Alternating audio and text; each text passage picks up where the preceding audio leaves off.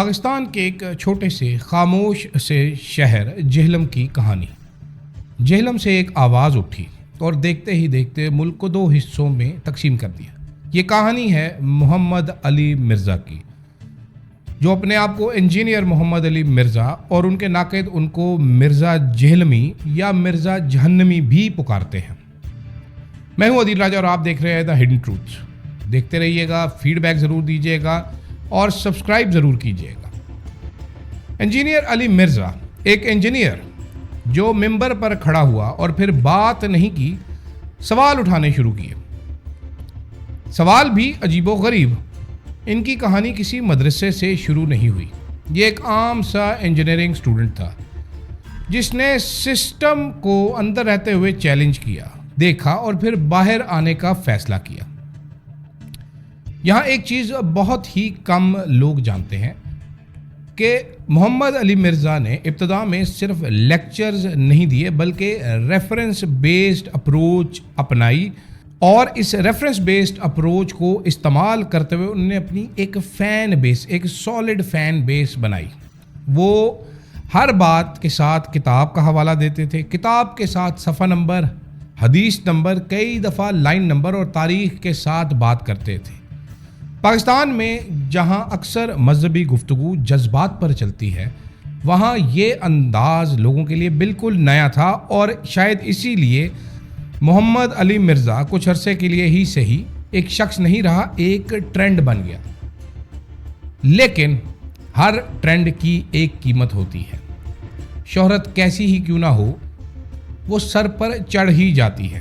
Engineer علی مرزا نے جب ایک ایک کر کے مختلف مقافات فکر کو چیلنج کرنا شروع کیا تو مسئلہ اختلاف کا نہیں رہا بلکہ شناخت کا بن گیا، کیونکہ پاکستان میں مذہب صرف عقیدہ ہی نہیں بلکہ پہچان ہے، اور جب آپ کسی کی پہچان پر سوال اٹھاتے ہیں اور خاص طور پر بدتمیزی کرتے ہیں تو وہ اسے ذاتی حملہ سمجھتا ہے۔ اور یہاں سے ہی محمد علی مرزا کے خلاف رد عمل شروع ہوا، جو کہ میری پریڈکشن ہے کہ بالآخر ان کے ڈاؤن فال کی طرف جائے گا، جو کہ بہت حد تک ہونا شروع ہو چکا ہے۔ کچھ علماء کا یہ کہنا تھا کہ وہ علمی گفتگو نہیں کرتے بلکہ تنقید برائے تنقید کرتے ہیں۔ کچھ نے کہا وہ لوگوں کو کنفیوز کر رہے ہیں، اور کچھ نے تو انہیں سیدھا سیدھا گمراہ ہی قرار دے دیا۔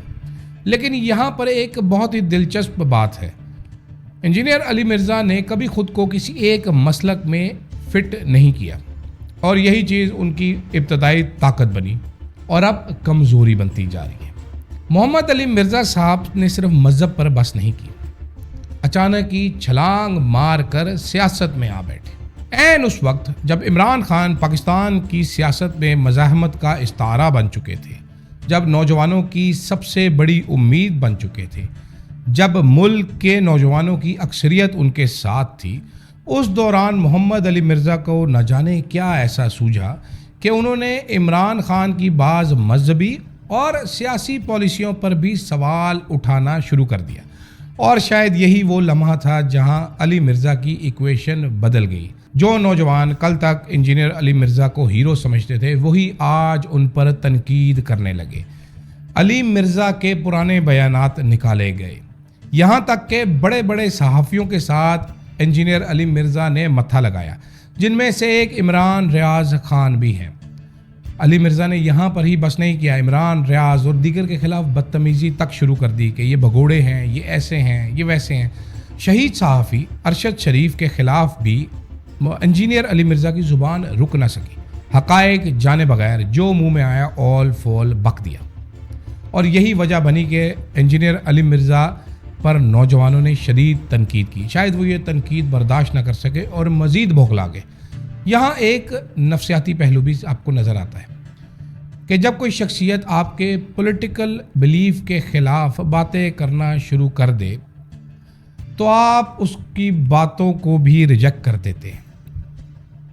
یہاں ایک نفسیاتی پہلو بھی سامنے آتا ہے کہ جب کوئی اہم شخصیت جس کو آپ فالو کرتے ہوں وہ آپ کے پولیٹیکل بلیف سسٹم کے خلاف باتیں کرنا شروع کر دے تو آپ اس کی باقی باتوں کو بھی رد کر دیتے ہیں، ریجیکٹ کر دیتے ہیں، کینسل کر دیتے ہیں، اور یہی ہوا محمد علی مرزا کے ساتھ۔ محمد علی مرزا کی آڈینس ختم نہیں ہوئی، لیکن ان کی آڈینس سپلٹ ضرور ہو گئی ہے۔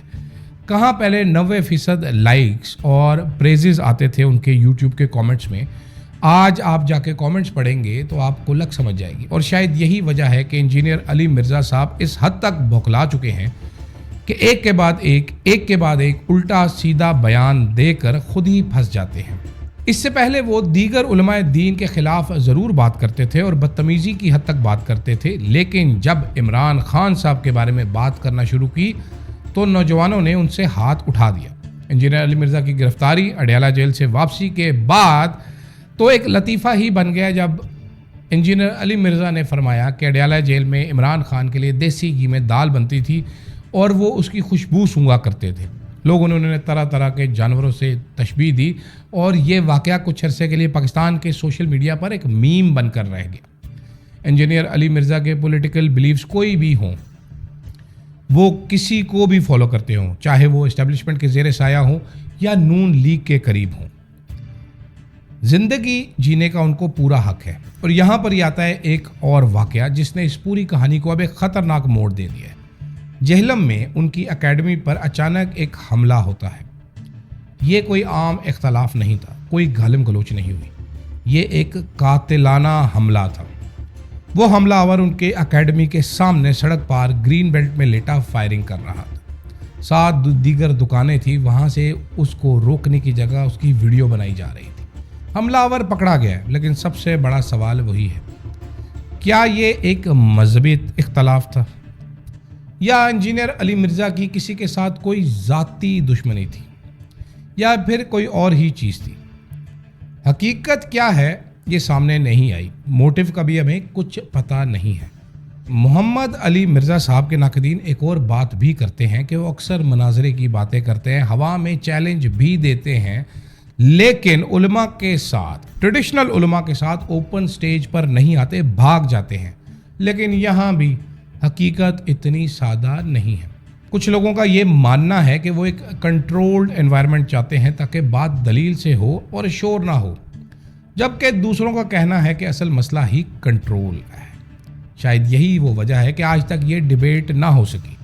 آپ کو مفتی طارق مسعود والا واقعہ تو یاد ہوگا کہ وہ کراچی سے جہلم پہنچ گئے، جہلم کے چوک میں کھڑے ہو کر پکارنے لگے کہ انجینئر علی مرزا میں ڈیبیٹ کرنے آ گیا ہوں، کہاں ہو تم؟ اور انجینئر علی مرزا اپنے گھر میں ہی چھپے بیٹھے رہے۔ انجینئر علی مرزا کی سیاسی ناپختگی آپ کو اس وقت بھی نظر آتی ہے جب وہ بنا کسی ثبوت کے عمران خان پر 1 نہیں 2 نہیں بیشتر الزامات لگاتے ہیں۔ جب حکومت وقت کے بارے میں بات کی جائے تو ان کی زبان رک جاتی ہے۔ سینئر صحافی عمران ریاض نے یہ بھانڈا پھوڑا تھا کہ انجینئر علی مرزا جب عمران خان صاحب وزیر اعظم تھے تو ان سے ملنا چاہتے تھے اور وہ ان کی منت ترلا کرتے رہے، لیکن عمران خان نے ان سے ملاقات نہ کی۔ اور شاید یہی وجہ ہے کہ محمد علی مرزا کو اس چیز کا دکھ ہے کہ عمران خان نے ان کو عزت نہیں دی، اس لیے ٹارگٹ کیا جاتا ہے۔ جبکہ بہت سارے لوگوں کا یہ خیال ہے کہ انجینئر علی مرزا جو رجیم چینج کے بعد اسٹیبلشمنٹ پر طرح طرح کی تنقید کرتے تھے، خاص طور پہ ان کا ایک جملہ بڑا مشہور ہوا کہ کعبے کی چھت پہ کھڑے ہو کے اسٹیبلشمنٹ والے بولیں گے اور لوگ یقین نہیں کریں گے، اس کے بعد شاید ان کا سافٹ ویئر اپڈیٹ کیا گیا ہے اور اس لیے وہ عمران خان پر تنقید کرتے ہیں۔ لیکن کچھ بھی ہو، یہ سمجھنا بڑا ضروری ہے کہ محمد علی مرزا ایک فرد نہیں تھا ریلیجس سیکٹرز میں، وہ ایک آئینہ تھا۔ وہ ہمیں بتاتا تھا کہ ہم سوال سے کتنا ڈرتے ہیں، ہم اختلاف کو کتنی جلدی دشمنی میں بدل دیتے ہیں اور ہم کتنی آسانی سے الفاظ کو ہتھیار میں بدل دیتے ہیں۔ اور آخر میں انجینئر علی مرزا عمران خان کی مخالفت میں اس حد تک بدل گیا کہ وہ سوال سے ڈرنا شروع ہو گیا، اختلاف کو دشمنی بنا دیا اور الفاظ کو عمران خان اور اس کی اہلیہ کے خلاف ویپنائز کر لیا۔ لیکن پھر بھی یہ حملہ علی مرزا پر نہیں ہوا، یہ ایک سوچ پر ہوا۔ سوال یہ نہیں ہے کہ علی مرزا صحیح ہے یا غلط ہے، سوال یہ ہے کہ کیا ہم ایک ایسا معاشرہ بنتے جا رہے ہیں جہاں اختلاف کی سزا موت ہے؟ میں ہوں عدیل راجہ، آپ دیکھ رہے تھے میرا یوٹیوب چینل، سبسکرائب ضرور کیجیے گا اور اپنے فیڈ بیک سے ہمیں ضرور آگاہ کیجیے گا۔ بہت شکریہ۔